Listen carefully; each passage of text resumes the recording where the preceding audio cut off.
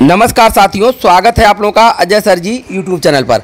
साथियों, एक दौर ऐसा था कि जब डीएलएड अर्थात बीटीसी करने के लिए लोग काफ़ी प्रयास करते थे कि किसी तरीके से उनका बीटीसी हो जाए, क्योंकि बीटीसी अर्थात डीएलएड करने पर उनको नौकरी की गारंटी होती थी और ऐसा माना जाता था कि जो लोग बीटीसी कर रहे हैं उनको आने वाले समय में नौकरी मिल जाएगी। लेकिन सीटों की संख्या काफ़ी बढ़ती गई, ज़्यादा प्राइवेट कॉलेज को मान्यता मिल गई और सीटें ज़्यादा हो गई। और ऐसा दौर आया कि शिक्षक भर्ती का वेट करते करते 3 साल 4 साल से लोग वेट कर रहे हैं। और साथियों, उसी का नतीजा है कि यहाँ आप देख पा रहे होंगे कि बीएड का क्रेज बढ़ा, क्रेज अब बंद होने लगे डीएलएड कॉलेज। आपको बताना चाहता हूं कि पिछले सत्र में जो डीएलएड में आपको बताना चाहता हूं कि 2,18,300 सीटें थी, लेकिन मात्र एडमिशन कितने हुए? 96,134 एडमिशन हो पाए। बाकी 1,32,766 सीटें खाली रह गई। ये पिछले सत्र की बात बता रहा हूं। और वहीं आपको अभी दिखाऊंगा साथियों, यहाँ इस खबर को आप देख लीजिए कि बीएड प्रवेश परीक्षा में आवेदन का टूटा 3 वर्षों का रिकॉर्ड। 3 वर्षों का रिकॉर्ड टूट गया है। आपको बताना चाहता हूं कि 6,40,000 आवेदन अभी तक हो गए हैं। बाकी अभी 3 दिन का समय है, अभी और भी आवेदन होंगे। तो आप लोगों को मैं बताना चाहता हूं कि ऐसा क्यों हो रहा है।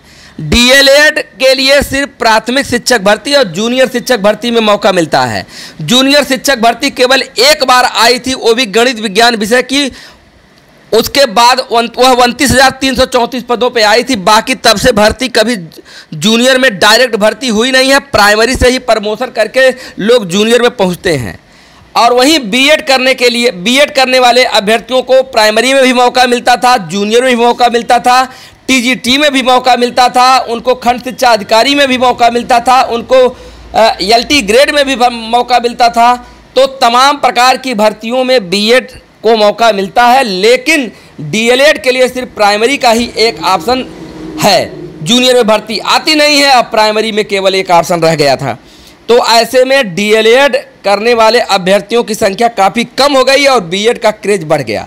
लेकिन साथियों, अब यहाँ भी एक समस्या आ गई है कि बीएड वाला का जो मैटर है वह कोर्ट में रन कर रहा है। सुप्रीम कोर्ट में भी मैटर चल रहा है, यहाँ हाई कोर्ट में भी, उत्तर प्रदेश यहाँ हाई कोर्ट में भी मैटर चल रहा है कि बीएड को प्राथमिक में न लिया जाए। तो इस तरह का मैटर एनसीटी ने 2018 में जो गाइडलाइन जारी किया था उसके तहत तो लिया गया था, तभी 69,000 शिक्षक भर्ती में बीएड को लिया गया था। लेकिन राजस्थान की जोधपुर कोर्ट ने जब उसको रद्द कर दिया, एनसीटी का 2018 वाला जो अधिसूचना जारी किया गया था, तो अब वो मैटर कोर्ट में चल रहा है, सुप्रीम कोर्ट में। अब एनसीटी क्या नई गाइडलाइन जारी अगर करती है, उनको अगर उनके पक्ष में करती है तो बीएड को सम्मिलित किया भी जा सकता है। तो यह मैटर अभी कोर्ट में है, तो क्या होगा क्या नहीं होगा। लेकिन साथियों, जब यह मैटर कोर्ट में नहीं था तो उसमें देख लीजिए कि बीएड में काफ़ी संख्या में एडमिशन के लिए मारामारी हो रही है।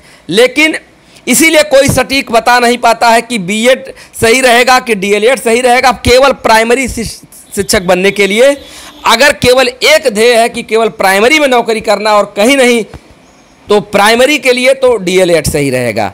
बाकी बीएड के लिए अगर मौका मिल जाता तो बीएड कितना लाभ कहीं नहीं है। अगर बीएड को प्राइमरी में मौका मिल जाता है और एनसीटी नई गाइडलाइन जारी करती है जिसमें वो कहती है कि नहीं बीएड को सम्मिलित किया जाएगा, तो उस संदर्भ में देखा जाए तो बीएड कितना फ़ायदा डीएलएड में नहीं देखने को मिलेगा। साथ ही साथ यहाँ एक बात और स्पष्ट करता हूँ कि बीएड बनाम डीएलएड में पास करना, बीएड आसान है लेकिन डीएलएड पास करना भी कठिन है। ऐसा जो लोग डीएलएड कर रहे हैं आप उनसे पूछ लीजिएगा कि कितना कठिन है। तो यही सब बातें हैं साथियों।